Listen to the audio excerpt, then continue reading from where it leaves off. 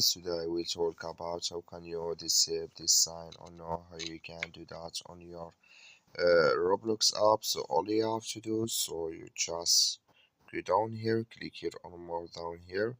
When you just click here on more, it's going to take you to this list. It's going to show for you like this here. So then you go down.